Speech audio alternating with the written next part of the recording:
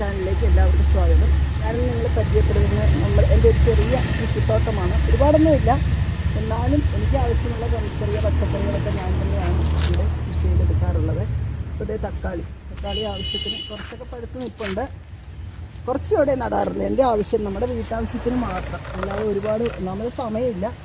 അപ്പോൾ നമ്മളുടെ വീട്ടാവശ്യങ്ങൾക്ക് മാത്രമായിട്ടാണ് നമ്മളിത് കൃഷി ചെയ്യുന്നത്. നമുക്കറിയാം, ഇപ്പോൾ തമിഴ്നാട്ടിൽ നിന്ന് വരുന്ന വിഷമുള്ള പച്ചക്കറികളൊക്കെയാണ് നമ്മൾ ഉപയോഗിക്കുന്നത്. അപ്പോൾ നമുക്ക് ഫ്രഷായിട്ട് പച്ചക്ക് കഴിക്കാനും ഒക്കെ നമ്മൾ തന്നെ വളർത്തിയാൽ നമുക്കത് ഏറ്റവും ഫലപ്രദമാകും. ഇനി ഞാൻ ചെയ്യുന്ന വളപ്രയോഗം എല്ലാവർക്കും ചെയ്യാൻ പറ്റും. നമ്മളെ കഞ്ഞിവെള്ളം, തലേ ദിവസത്തെ കഞ്ഞിവെള്ളത്തിനകത്ത് 1 കിലോ കപ്പലിൻ്റെ പിണ്ണാക്ക് വാങ്ങിച്ച് അത് കുതിർത്തിയിട്ടേക്കും. എന്നിട്ട് അതിൻ്റെ ആ തെളിഞ്ഞു വരുന്ന സ്ലറിയാണ് ഇതിനൊക്കെ ഞാൻ ഒഴിച്ചു കൊടുക്കുന്നത്. അതങ്ങോട്ട് ഒഴിച്ചു കൊടുക്കുമ്പോൾ നമുക്ക് മനസ്സിലാകും നന്നായിട്ട് കൊല കുത്തി ഇതുണ്ടാവും. ഇതിപ്പോൾ ഒരാഴ്ചയാവുള്ളൂ ഞാൻ ആ മിശ്രിതം ഇതിനൊക്കെ തളിക്കാൻ തുടങ്ങിയപ്പോൾ. അപ്പോൾ നന്നായിട്ട് വരാൻ തുടങ്ങി. കുറച്ചാളായിട്ട് നമ്മൾ ഇതിൻ്റെ ഒന്നും പുറകെ ശ്രദ്ധിക്കാറില്ലായിരുന്നു. അപ്പോൾ അത് കാരണം ഇപ്പോഴാണ് ഇതൊക്കെ ശ്രദ്ധിക്കാൻ തുടങ്ങി. അപ്പോൾ ഇതിപ്പം ഞങ്ങളിതാണ് മിക്കവാറും കൂട്ടാൻ വെക്കുന്നത്. അത് കൂട്ടാൻ വെക്കുന്നതിനേക്കാളും നല്ല പച്ചയ്ക്ക്, പിള്ളേർക്ക് പച്ചയ്ക്ക് തിന്നാനാണ് ഇഷ്ടം. ഇനി അടുത്തതായി നിങ്ങൾ പരിചയപ്പെടുന്ന പീച്ചിലാണ്. നമുക്കത് പരിപ്പൊക്കെ ഇട്ട് കൂട്ടാൻ വയ്ക്കാൻ നല്ലതാണ്. ചെമ്മീനും പീച്ചിങ്ങായും കൂട്ടാൻ വയ്ക്കാൻ നല്ലതാണ്.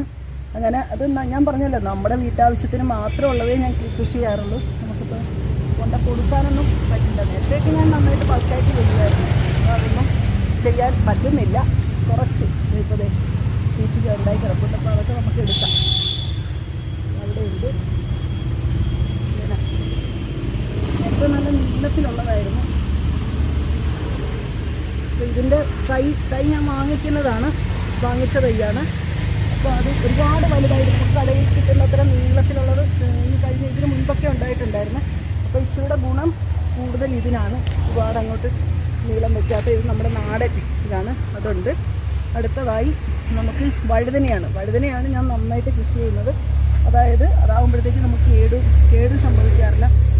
ഒരു ആഴ്ചയിൽ ഒരു 10-25 കിലോ വഴുതനങ്ങയൊക്കെ കൊടുക്കാൻ പറ്റുമായിരുന്നു. അടുത്തതായി ഞാൻ നിങ്ങളെ പരിചയപ്പെടുന്നത് റെഡ് ലേഡി പപ്പായ. വലുതായിട്ട് ഒരു പരിചരണവും ഇതിനാവശ്യമില്ല.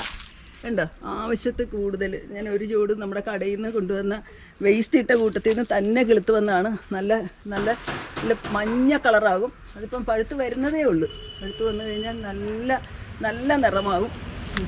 അടുത്ത ഞാൻ ഇതൊക്കെ നട്ടിട്ടുണ്ട്. ഇത് അടുത്തത് പടവലമാണ്.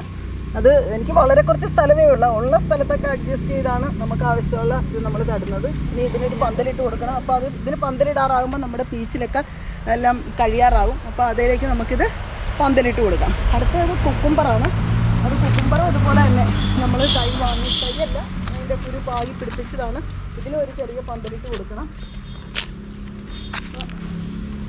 കഴിഞ്ഞ വർഷം ഞാൻ നട്ട വഴുതനയാണ്. ഞാനിതൊക്കെ വെട്ടി നിർത്തി. നമ്മൾ മക്കളെ നോക്കുന്നതിനേക്കാൾ കാര്യമായിട്ട് നമ്മളിതിനെ പരിചരിച്ചാലേ നമുക്ക് നമ്മുടെ പച്ചക്കറി, അതിന് നമ്മുടെ സ്നേഹവും ഇതൊക്കെ കൊടുത്ത് നോക്കിയാലേ അത് നന്നായിട്ട് ഉണ്ട്. പക്ഷേ എന്തോ ഒരു ചെറിയ കേടുകളൊക്കെ പിന്നെ അവിടെ ഇവിടെയൊക്കെ കിളിക്കുന്ന ചീരത്തൈയാണ്. ഞാൻ ചീരത്തൈയൊക്കെ പാകിയിട്ടുണ്ട്. അത് നിങ്ങൾ അടുത്തൊരു വീഡിയോയിൽ കാണിക്കാം. അടുത്തതായി കോളിഫ്ലവറാണ്. കോളിഫ്ലവർ കുറച്ചുണ്ടായിരുന്നു. നമ്മളിപ്പോൾ ഒരു 3-4 എടുത്ത് കൂട്ടാൻ വെച്ച്. നമ്മൾ കടയിൽ നിന്ന് വാങ്ങിക്കുന്നത് അത്രയും അങ്ങോട്ട് വലുതാവില്ല, എങ്കിൽ പോലും നല്ല ടേസ്റ്റാണ്. അതുപോലെ തന്നെ കാബേജ് ഉണ്ട്. നമുക്ക് പുല്ല് പിടിക്കാതിരിക്കാനായിട്ട് ഷീറ്റ് ഇട്ടിട്ട് അതിൻ്റെ പുറത്താണ് നമ്മളിതിപ്പോൾ വെച്ചിരിക്കുന്നത്.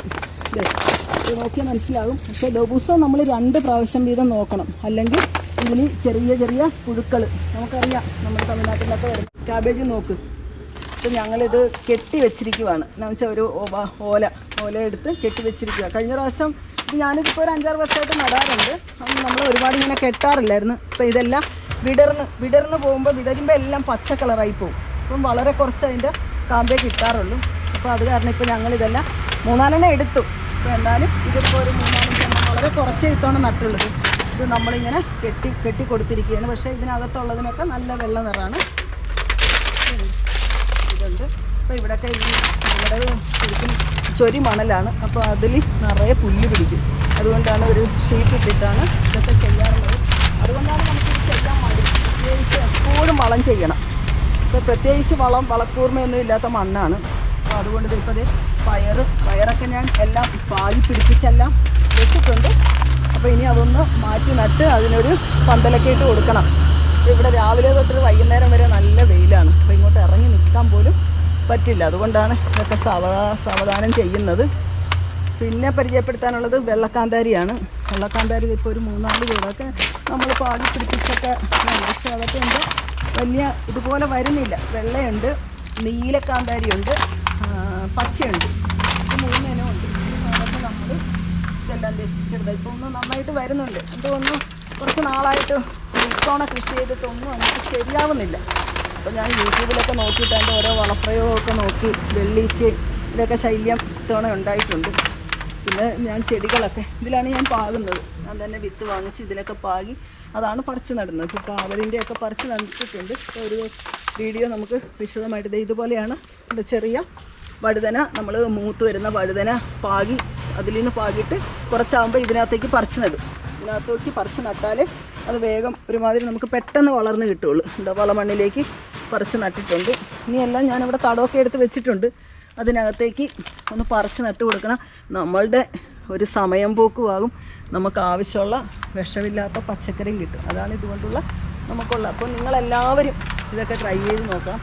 ഇതൊക്കെ നമ്മുടെ ഒരു ഹോബി എന്നതിൽ കവിഞ്ഞ് നമ്മുടെ കുട്ടികൾക്കും നമ്മുടെ വീട്ടിലാവശ്യത്തിനും ഏറ്റവും വിഷമില്ലാത്ത പച്ചക്കറി ആയതുകൊണ്ട് നമ്മളിതുപോലെ. അതുപോലെ തന്നെ എനിക്കൊരു ചെറിയ ഒരു തൈ വാങ്ങിച്ചതാണ് കറിവേപ്പിലയാണ് നമ്മളുടെ വീട്ടിൽ ഏറ്റവും അത്യാവശ്യം വേണ്ട സാധനം.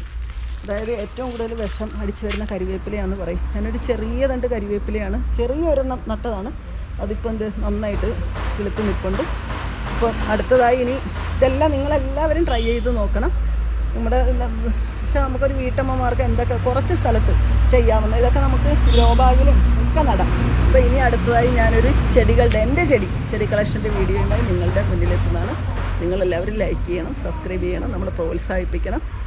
എല്ലാവർക്കും നമസ്കാരം.